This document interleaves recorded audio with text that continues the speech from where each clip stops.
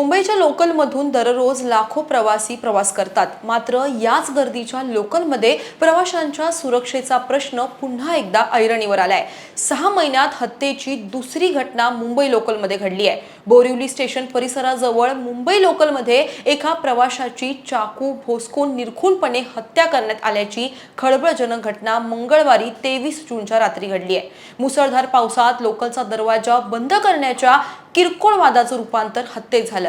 नेमकं त्या दिवशी काय घडलं, आरोपीची ओळख कशी पटली, हे सगळं आपण समजून घेणार आहोत। नमस्कार, मी अक्षता, आपण पाहताय मुंबई आउटलुक। मुंबईत सुरू असलेल्या मुसळधार पावसामुळे पश्चिम रेल्वेची वाहतूक मंदावली होती, त्यामुळे रेल्वे डब्यांमध्ये प्रवाशांची गर्दी होती। अशातच चर्चगेट नालासोपारा फास्ट लोकलच्या फर्स्ट क्लास डब्यातून प्रवास करणाऱ्या मयंक लोहार या 22 वर्षीय तरुणाचे रोशन सुवर्ण सोबत भांडण झाले।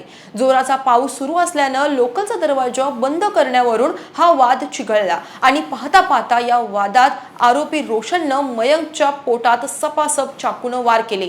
या दरम्यान उपस्थित प्रवासी बघ्याच्या भूमिकेत होते, तर काही जण या घटनेचा व्हिडिओ काढण्यात व्यस्त होते। मयंकच्या मदतीला कोणीही पुढे सरसावलं नाही, उलट त्याला रक्ताळलेलं पाहून डब्यातील प्रवाशांनी तिथून पळ काढला।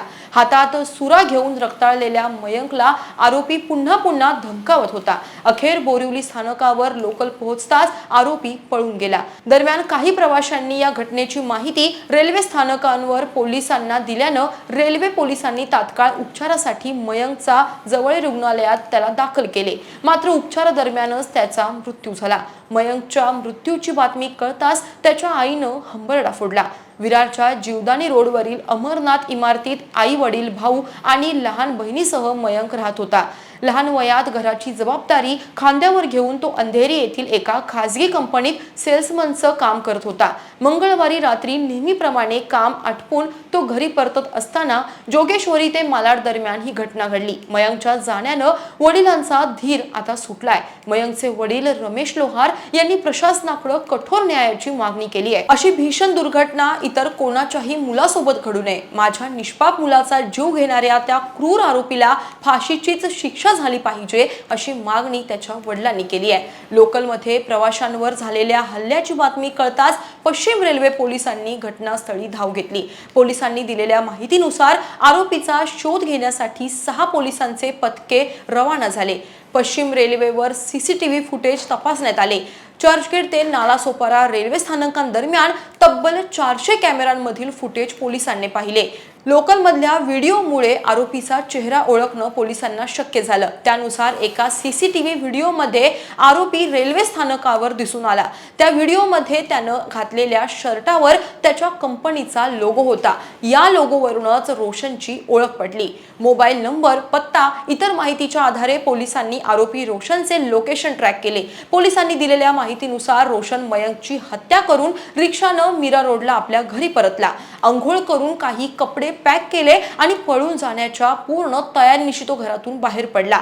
कुटुंबियांना मी लवकरच परत येईल असं सांगून त्यानं पनवेलला जाण्यासाठी कॅब बुक केली।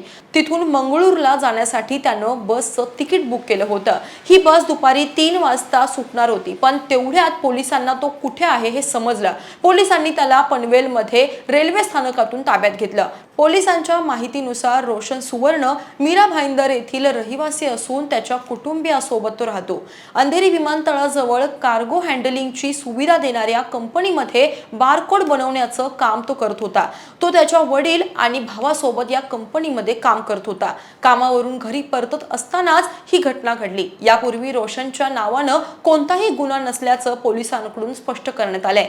हल्ल्यात वापरलेला चाकूही रोशननं त्याच्या मित्राकडून काही दिवसांपूर्वीच खरेदी केला होता।